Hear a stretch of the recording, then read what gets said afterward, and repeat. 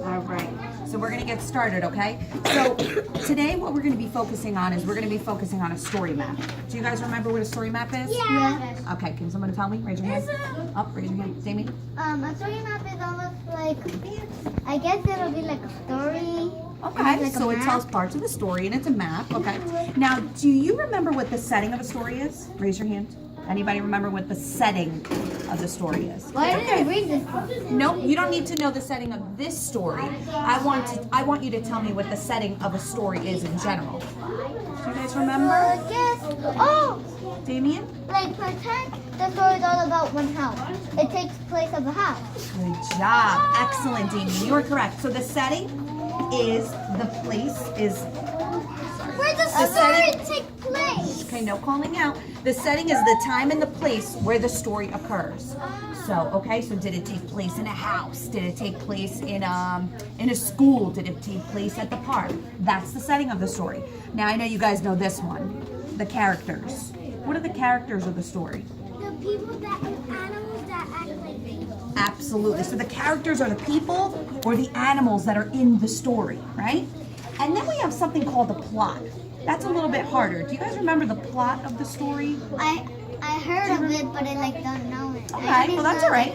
You can think of a plot kind of like a roller coaster. You think about the beginning of the story, then you go all the way up to the middle of the story, and then the end of the story. What do you think a story map? Beginning, middle, and end. Absolutely. That's the plot of the story. Why do you think we need to use a story map? What do you think it helps us do? Maybe because like a story map to get on track or something. Absolutely. Good job, Damien. It kind of helps us think about what's going on in the story and retell what's going on, right? So it makes us think about the characters. It makes us think about the setting. It makes us think about what happened in the beginning, what happened in the middle, what happened at the end, okay? So we're going to start reading this story, and it's called A Chunk of Cheese. And what do you think it's about? I guess like Oh, you got to raise your hand. Jake? about mouse finding a chunk of cheese. Okay, about a mouse finding a chunk of cheese. Anything else? Any other predictions? I feel it's almost like Jake's, but 3 mouses looking for cheese, like searching for it. Okay, all right. And 3 mouses eating cheese. Okay, well, we're going to read it to see. Okay, we're going to read it to see what happens in this story, okay? All right, so let's open up to the first page. This is the first. And we are going to choral read it together, okay? So choral read means that we read it together. Okay, let's get started. Max Saw a chunk of cheese. Look. So we started to read the story, and when we think about the setting of the story, let's remember the setting of the story is the place where the story occurs. Can somebody raise their hand and tell me where the setting is? Look at the picture. Keisha, do you know where the setting is? Look at the picture to help you out, honey. Where does it look like it takes place, this story? There's Max. Okay, there's Max, the mouse. There's Mama. There's the mama mouse. The cat. And the cat. Good. Anything else? And the little kid. Yep, and there's a little kid. Good. Okay. All right, so we just read the story, A Chunk of Cheese. Now what I want you guys to do is I want you guys to take this, a story map, and I want you to go back to your seats, okay? And you are going to read this story. Okay, now hold on one second. You're going to read this story. It's about a firehouse, all right? This is a nonfiction book, and I want you to tell me what the setting of this story is, okay? I want you to tell me who the characters are, and I want you to tell me what the plot is, the beginning, middle, and end, okay? You can go back to your seat and go do that. Go ahead.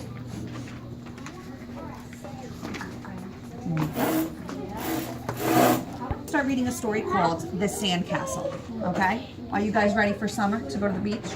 Yeah? Who builds a sandcastle when they go to the beach? My birthday's in summer. Oh, okay. It's in June 30. Okay, who builds a sandcastle when they go to the beach? Yeah? What do you use to build the sandcastle? Sand, what else? And sometimes you can use like well, like panels and. Good. Okay. So we're going to be reading the story of the sandcastle, and as we read it, we're going to be thinking about a story map. Do you guys remember what a story map is? What parts of a story map there are? It's a map and it talks about story. It does. It talks about the story. Do you remember parts of the story it talks about? The middle, the beginning, the end. Yep, the beginning, the middle, the end. That's the plot of the story. Do you remember what else the story map has in it? Do you remember what a setting is of the story? The place. No, not the first sentence. Do you remember what the setting is of the story? Well, it's the first place the story starts. It's the place where the story starts. Excellent. And then there's also the characters. And who are the characters in the story? The people that act. Well, the people that act out the book. It's people that act out the book. Now, can it be animals too, or is it just strictly people? Characters. It can be animals, it can be people. Good. So we're going to start reading this story about the sandcastle. And this is about a mouse, and his name is Marcello. Can you guys say that word? Marcello. That's his name, okay? And this is about him tired of being so small. You see how small he is? He's tired of it. And he decides to build the biggest sandcastle ever. Okay, so we're going to read about this story about him going to the beach since summertime is almost here, and we're going to get started, okay? So what I want you guys to do is I want you to independently read the story by yourself, and when I point to you, I want you to read a little bit louder for me, okay? So you guys can get started. I want to hear how well you guys are reading. Okay, so you start off for me. Marcello sat on the beach and looked at the big world around him. The sky is so wide. He said the clouds are so large. I started reading this story. Can somebody tell me what the setting of the story is? Casey, do you know what the setting of the story is? Where does this take place? It takes place at the beach. Can someone tell me some of the characters that are in the story so far? Marcello. Is there any other characters in the story so far?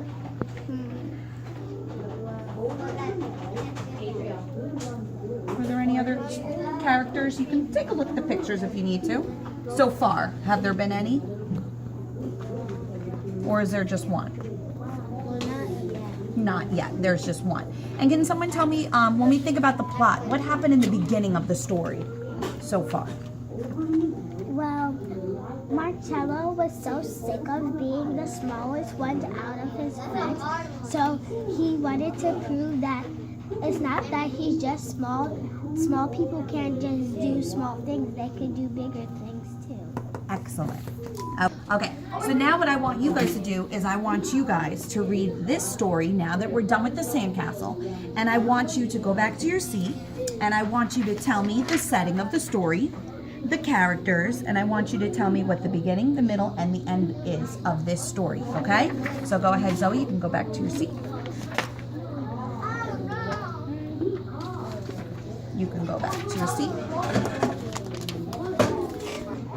In this video, you saw me working with two different groups. My first group was my struggling readers.